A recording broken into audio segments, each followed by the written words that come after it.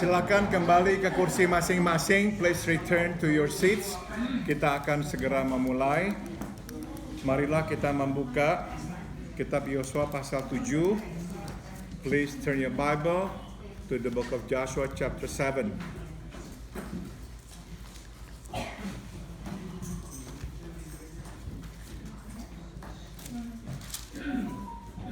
Kitab Yosua pasal 7. Kita membaca ayat 16 hingga ayat 26. And we are going to read from verse 16 to verse 26. Yosua pasal 7 ayat 16, 1, 2, 3. Keesokan harinya bangunlah Yosua pagi-pagi, lalu menyuruh orang Israel tampil ke muka suku demi suku. Maka didapatilah suku Yehuda. Ketika disuruhnya tampil ke muka kaum-kaum Yehuda, maka didapatinya kaum Serah. Ketika disuruhnya tampil ke muka kaum Serah, seorang demi seorang, maka didapatilah Zabdi. Ketika disuruhnya keluarga orang itu tampil ke muka, seorang demi seorang, maka didapatilah Akan bin Karmi bin Zabdi bin Serah dari suku Yehuda.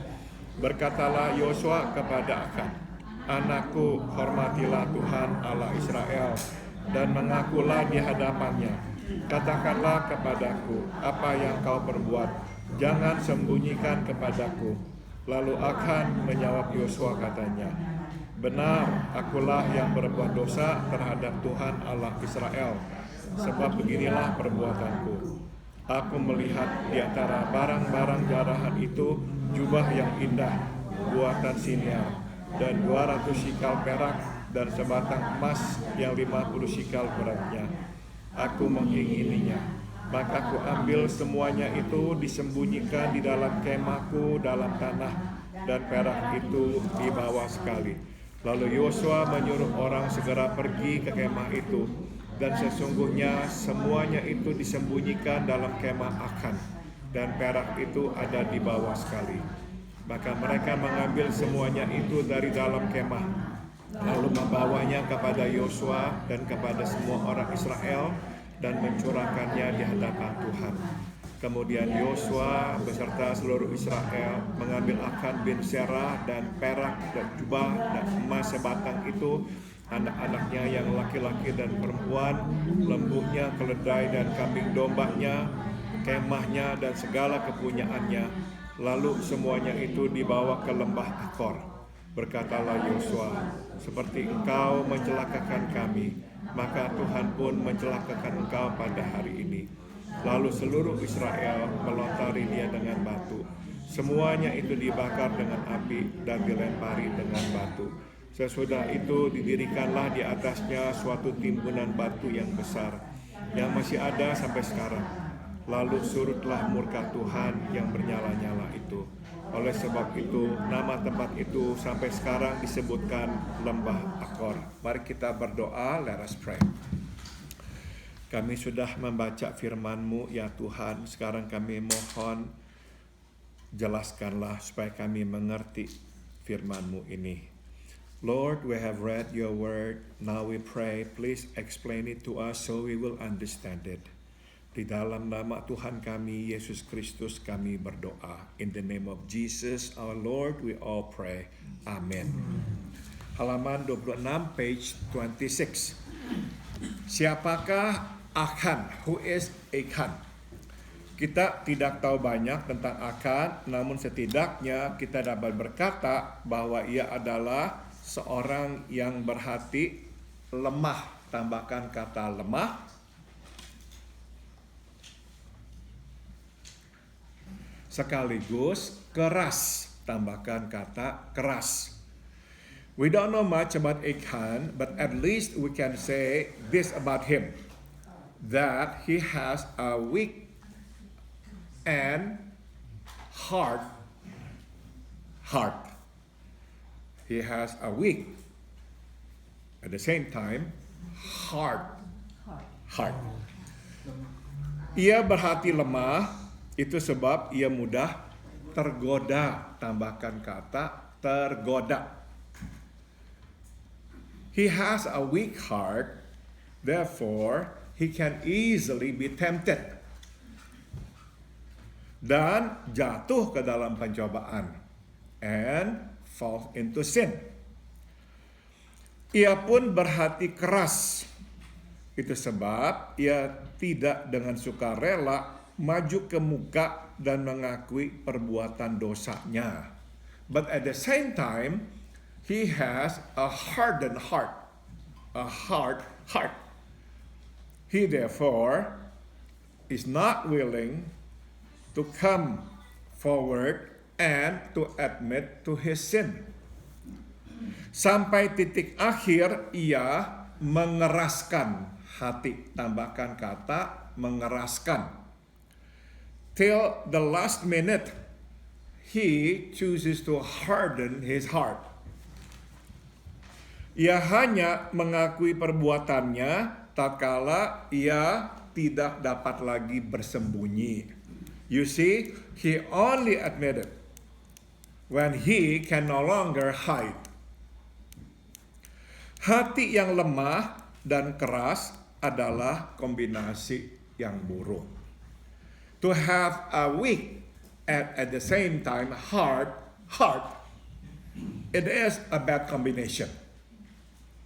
Karena lemah, maka kita mudah tergoda dan jatuh.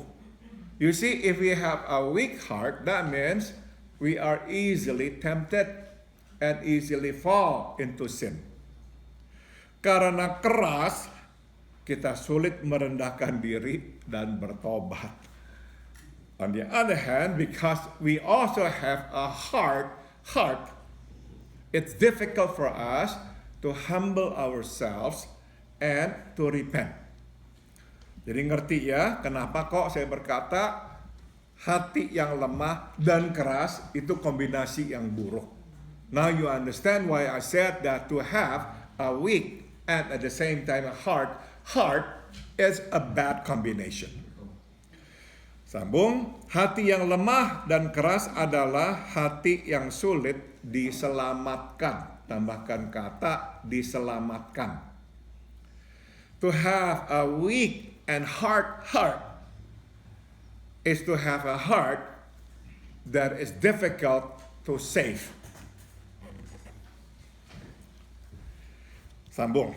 Sebenarnya Tuhan telah memberikan kesempatan demi kesempatan kepada Akhan untuk bertobat. Tambahkan kata bertobat.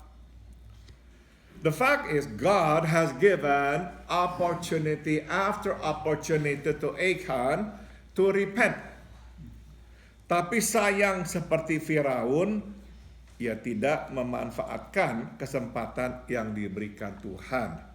Unfortunately, like Pharaoh of Egypt, he does not take advantage of the opportunity given to him by God. Ia terus mengeraskan hati. He continues to harden his heart. Sehari telah berlalu untuk ia bertobat, tetapi kesempatan itu dilewatinya. At least God has given him one day to repent, but he passed up that opportunity. Sewaktu suku Yehuda terpilih, ia pun seyogianya dapat mengakui perbuatannya, tapi itu tidak dilakukannya. When out of all the 12 tribes of Israel, God points to the Judah tribe, that is actually an opportunity for Achan to repent, to say, I'm sorry, I'm the one. You don't have to go any further. This is it. I am guilty. No, he does not do that. Tatkala kaum Zerah terpilih, sekali lagi Tuhan memberikan kesempatan kepadanya untuk bertobat, tetapi ia tetap mengeraskan hati. When the clan of Zerah is chosen, once again, actually, God gives him the opportunity to repent. But he hardens his heart. Pada saat keluarga Zabdi terpilih, sesungguhnya ia masih berkesempatan untuk mengakui perbuatannya. When the family of Zabdi is chosen, the truth is, that is another opportunity for him to admit to his sin. Sayang ia melewatkan kesempatan itu, tambahkan kata melewatkan. Unfortunately, he again passes up that opportunity. Melewatkan. Dan terakhir, di waktu namanya terpilih, seharusnya ia dapat langsung mengakui perbuatannya, tetapi itu pun tidak dilakukannya. And lastly, when his name is chosen, he could have said, I've done it, but that he doesn't do. Ia baru, tambahkan kata baru, mengakui perbuatannya tatkala Yosua bertanya kepadanya. He only admits to his sin when Joshua confronts him. When Joshua asked him. Sambung, akan mengeraskan hati sampai titik terakhir, sampai ia tidak dapat lagi mengelak. Tambahkan kata mengelak. So you see, akan harden his heart till the last minute, until he cannot deny it anymore. Seharusnya dari mula, pada waktu suku Yehuda terpilih, ia sadar bahwa Tuhan tahu dan akan menemukannya. From the very beginning, when the tribe of Judah was chosen, he should have known that God already knew, and God would find it out. Namun ia terus mengeraskan hati. But he hardened his heart. Jadi ini saudara, masalah akan bukan hanya masalah kelemahan hatinya terhadap barang bagus dan mahal. Masalah akan adalah masalah kekerasan, tambahkan kata kekerasan hatinya terhadap Tuhan. So now we know one thing. The problem of Achan is not about his being weak to luxurious stuff. The problem of Achan is the problem of a hardened heart toward God. Dia tidak takut, tambahkan kata takut Tuhan. He has no fear of God. Sampai akhir ia berani untuk adu kuat dengan Tuhan. You see, until the last minute, he dares to challenge God. Ia bahkan tidak gemetar mendengar ancaman Tuhan. He does not even tremble upon hearing God's threat, God's warning. Akan tidak dapat diselamatkan lagi. Akan is beyond salvation. Stop dulu. Saudara, perbuatannya Daud berzina dengan Batseba adalah akibat kelemahannya. When David fell into sin, he committed adultery with Bathsheba. It was a problem of his weakness. He had a weak heart. Dia tidak tahan melihat perempuan yang cantik mandi di depan matanya. He could not control himself when he saw a beautiful young woman taking a bath in front of him. Tapi saudara, kita bisa katakan masalah Daud bukan masalah kekerasan hatinya. But what we can say about David is, his problem is not a problem of a hardened heart. Waktu Nathan Nabi menegurnya, dia langsung bertobat. When Nathan the prophet confronted him, what did David do? He admitted.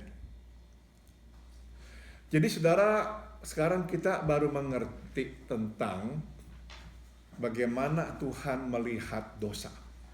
Now we can have a glimpse of how God actually sees sin. Kadang kita akan berpikir, oh, kok Tuhan kok rasanya nggak adil? Kenapa orang berbuat sejahat seperti Daud, kok malahan diberkati?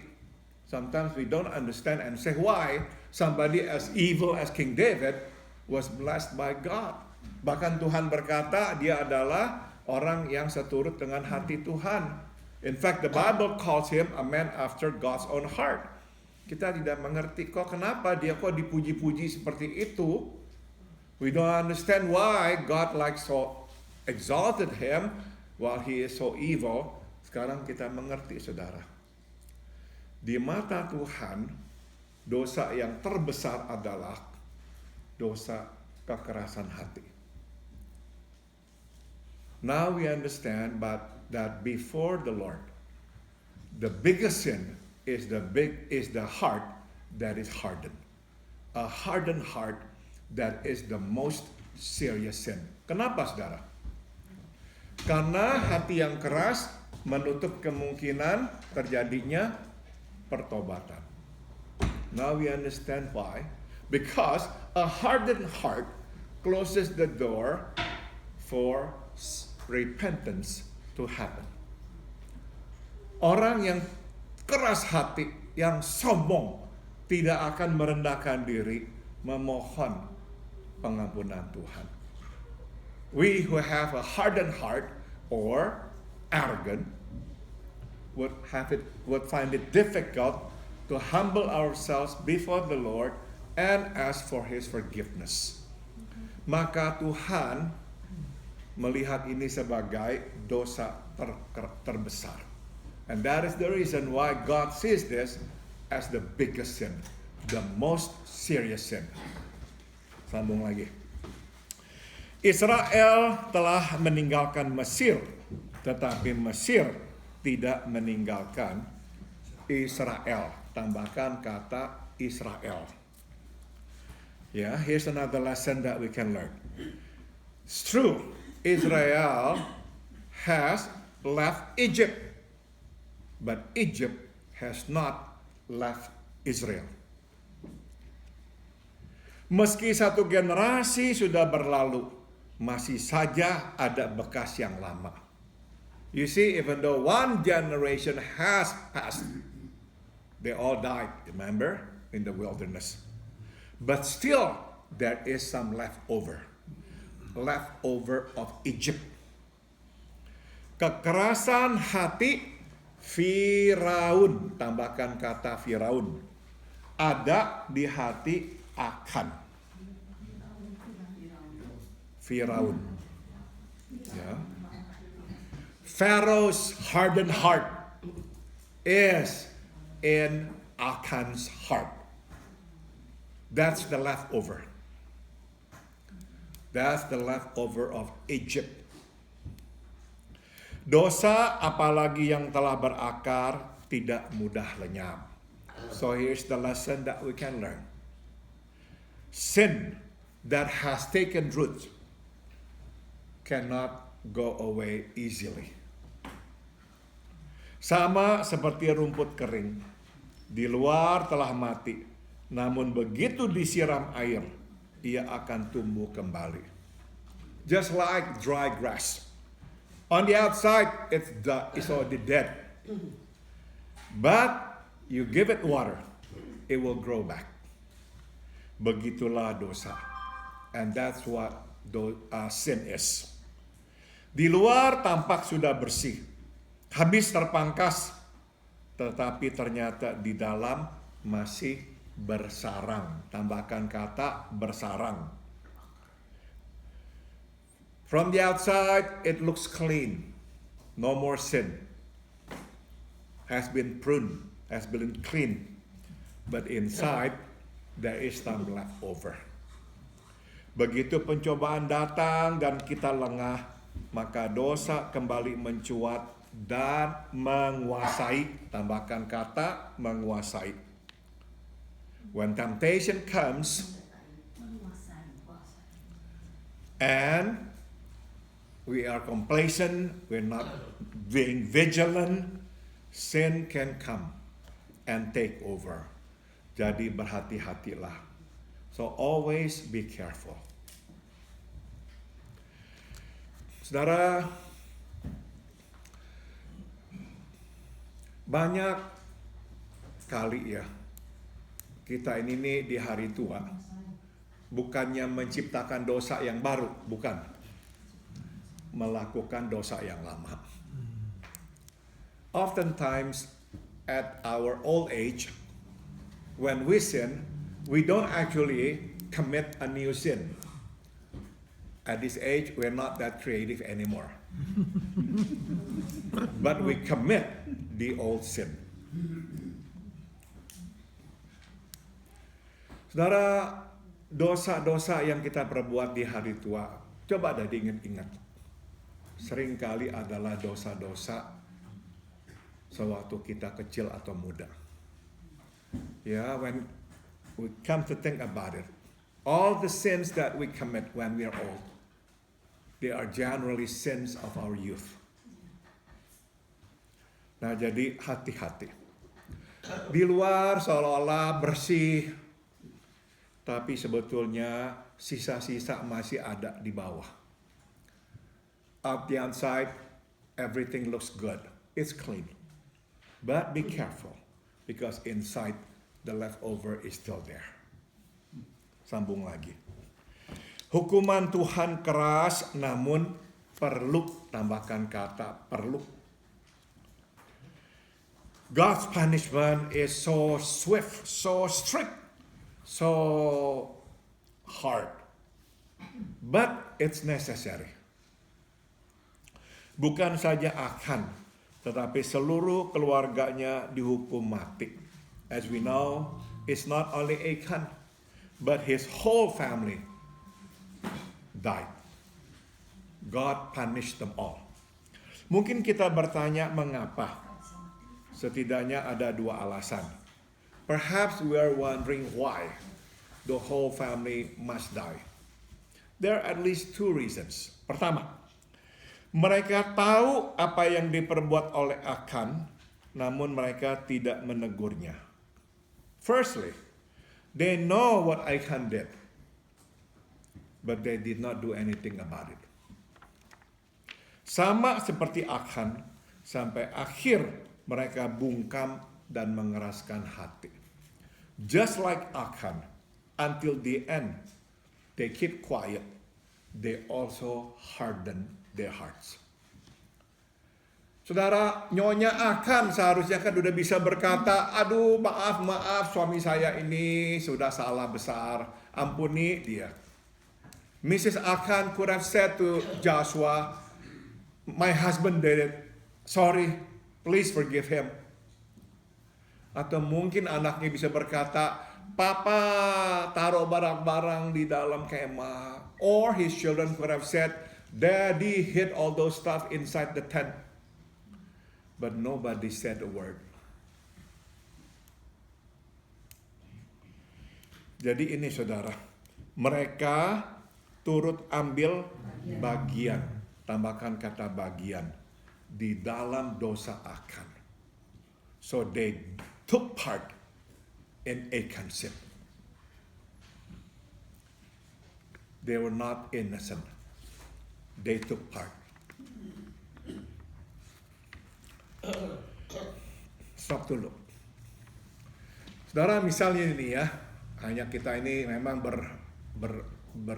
berhayal ya, berandai. akan misalnya jual barang-barang itu dan beli makanan, kira-kira mereka akan makan tidak? So just suppose ya, akan sold all the things that he stole and use the money to buy food or whatever. Would the family enjoy it? Most likely they would.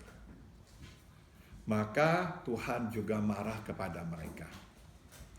Saudara, ingat nggak Nabi Eli? Remember a priest named Eli? Anak-anaknya saudara itu tidak jalan bersama Tuhan. Ya, his children, even though they were also priests, they did not walk with the Lord. Mereka itu ambil makanan yang seharusnya dipersembahkan buat Tuhan. They took the offering that were supposed to be offered to God. They took them because they like all this food.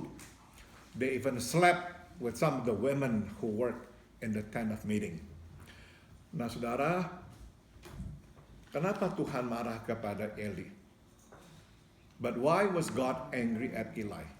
Tuhan marah kepada Eli sampai pada akhirnya waktu kedua anaknya mati, Eli pun mati. Memang karena serangan jantung ya. When his two sons died in the war against the Philistines, Eli also died, most likely from a heart attack. Saudara, kenapa Tuhan marah kepada Eli?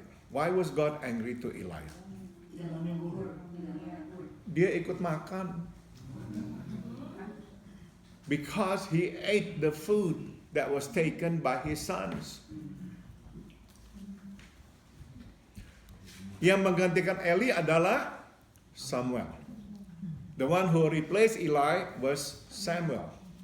Dan anak-anak Samuel juga sama tidak benarnya, tidak beresnya seperti anak-anak Eli.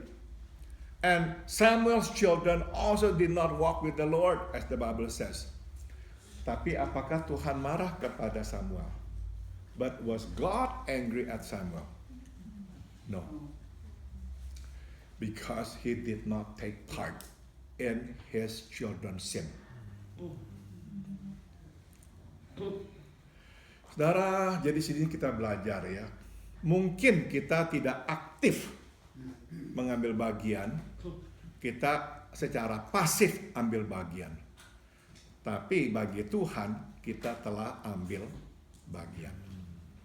So now we learn something about God, the way He judges us.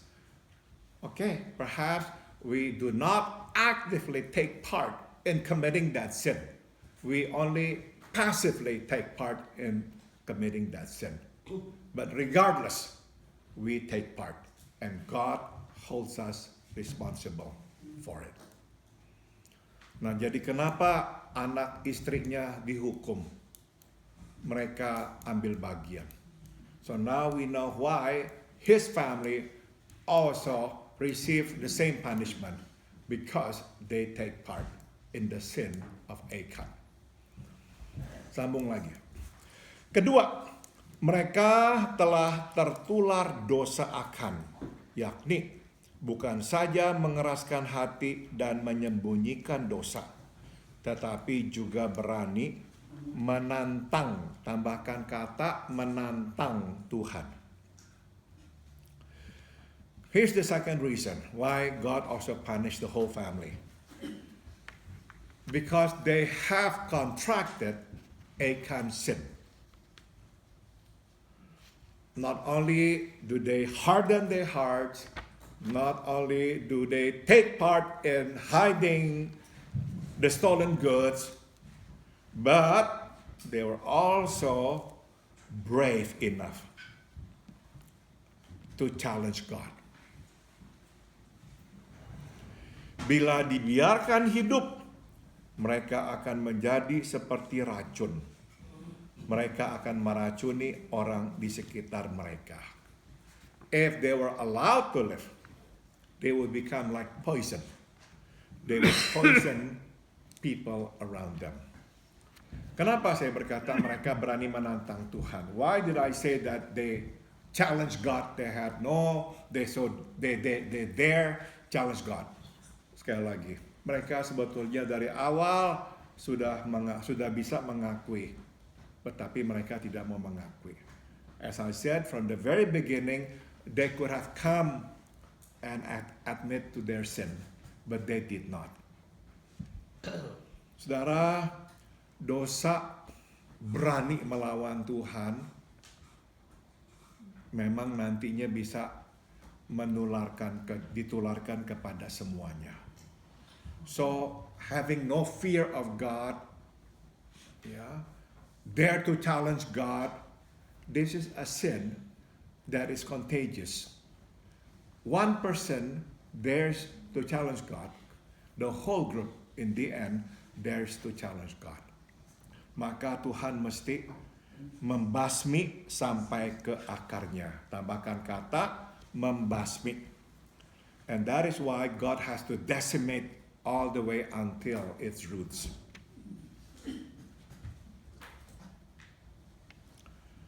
God has to take out all the way to the roots.